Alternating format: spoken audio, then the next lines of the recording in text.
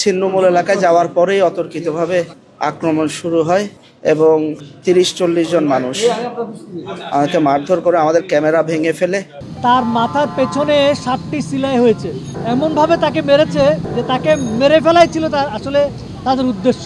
চট্টগ্রাম সহ সারা বাংলাদেশ সাংবাদিক এখন আতঙ্ক আছে। পেশাগত দায়িত্ব নিয়োজিত গেলে হুমকি ও মব হামলার শিকার সাংবাদিক কল। একটি ঘটনা আমি আশ্চর্য হয়ে যাই, একটি অন্তর্বর্তী সরকারের আমলে যখন কোন রাজনৈতিক সরকার ক্ষমতায় নেই তখন এইভাবে সারা দেশে একের পর সাংবাদিকদের উপর নিগ্রহের ঘটনা আমাদেরকে উদ্বিগ্ন করেছে। রবিবার অক্টোবর 5 তারিখ চট্টগ্রাম সীতাকুণ্ড থানাধীন জঙ্গল সলিমপুর এলাকায় পেশাগত দায়িত্ব পালন হালে সাংবাদিক কলুরে সন্ত্রাসী হামলার ঘটনা ঘটি। এই হামলায় বেসরকারি টিভি চ্যানেল এখন টেলিভিশনের চট্টগ্রাম ব্যুরো প্রধান ও চট্টগ্রাম টেলিভিশন রিপোর্টার্স নেটওয়ার্কের আহ্বায়ক হুসাইন আহমদ জিয়াদ এবং ক্যামেরা পার্সন মোহাম্মদ পারভেজ রহমান আহত।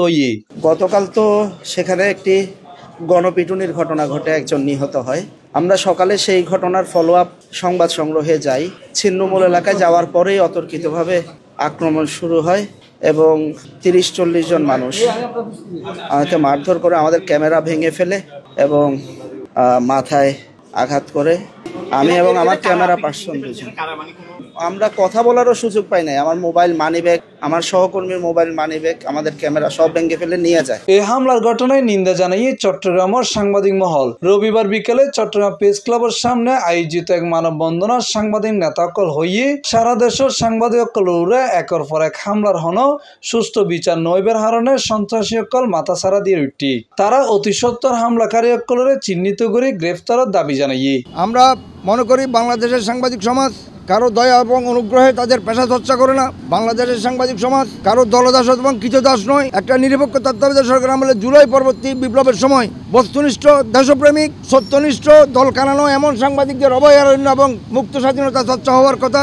সেই সময়ে জিয়াদের মতো সাংবাদিকদের উপর একের পর এক হামলা, বিভিন্ন সাংবাদিকদের উপর নানান ঘটনা আমাদের অগোচরে থেকে যাচ্ছে, সাংবাদিকদের উপর নিগ্রহের ঘটনা ঘটছে।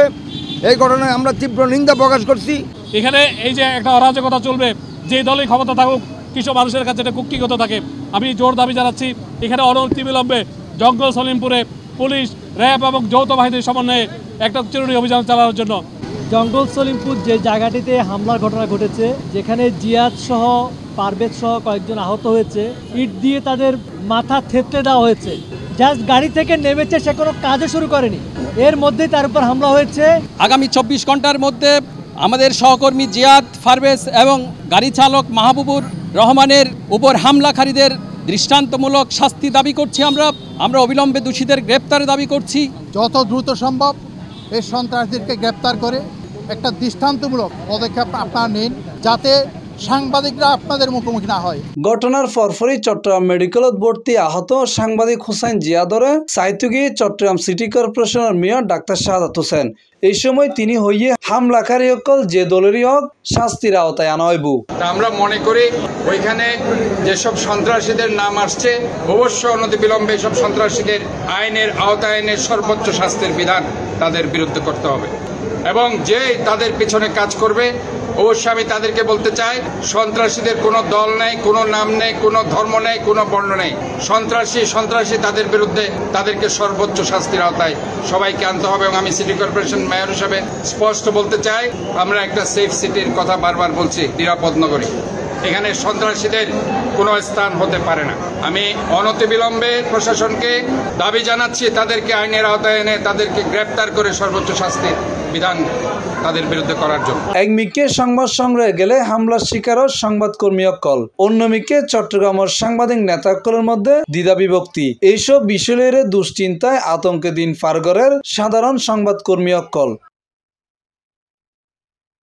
Mohammad Nizamuddin Tipu, C+ TV, Chittagong.